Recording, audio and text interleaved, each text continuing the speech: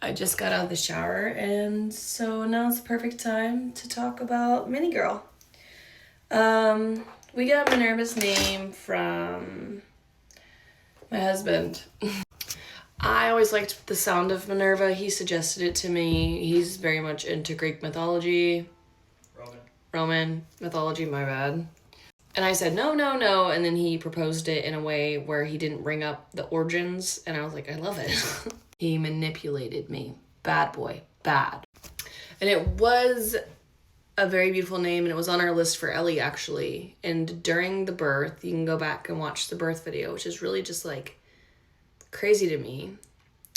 But we bring up a list of names while I'm sitting in a rocking chair, going through contractions to have Ellie. And Lavender and Minerva were on that list. As you know, my little girl that passed away's name is Minerva Lavender. I have it tattooed on me, and it's one of my favorite tattoos because it's just a piece of her. And honestly, low-key, it's the last place she was ever on my body. When we went to the funeral home and I held her, that was the last place that she snuggled me.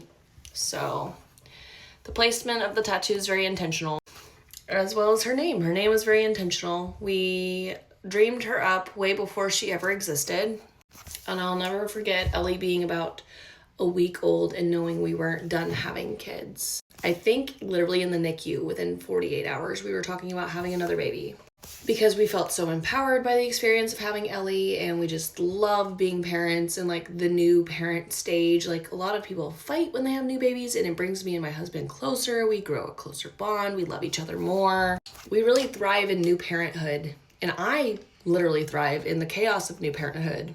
Something about my ADHD and my personality is like I need ever changing environments to grow. It's really easy for me to become stagnant in an environment that doesn't change. And with a newborn, everything changes all the time. And it pushes me out of my comfort zone constantly, which makes me a better person.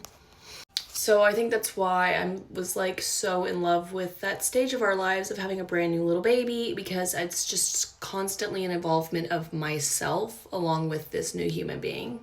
But Minerva's nickname got shortened to Minnie thanks to all of our followers due to the fact that someone brought up towards the last weeks of her life that Minerva was actually Minnie Mouse's full name. You can look it up online.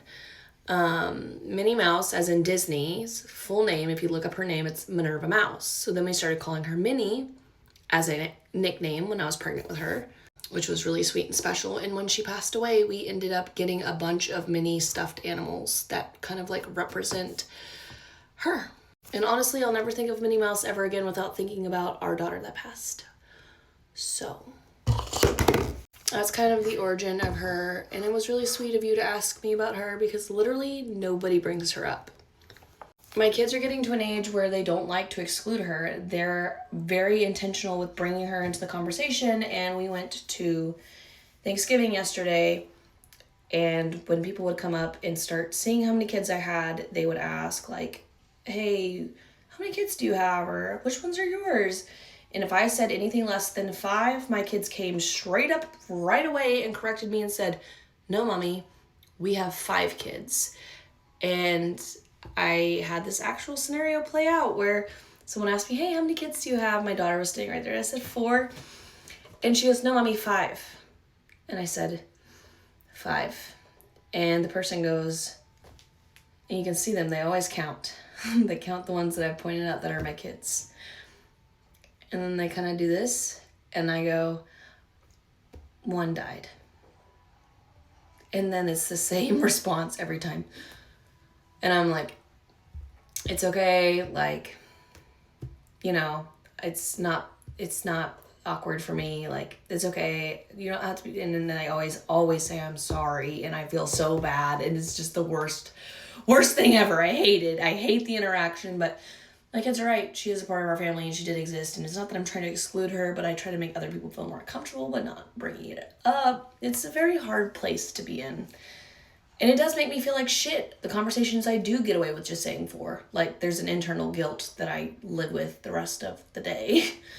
If I do get away with passing off that we only have 4 kids. But nobody brings her up anymore. It makes me very sad. Everybody that knew her either left my life or moved away.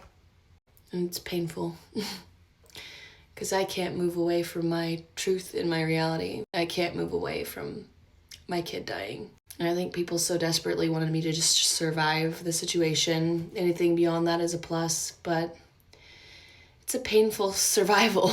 And even though I cope with it better and I hide the internal things a lot better, it's still painful, extremely painful.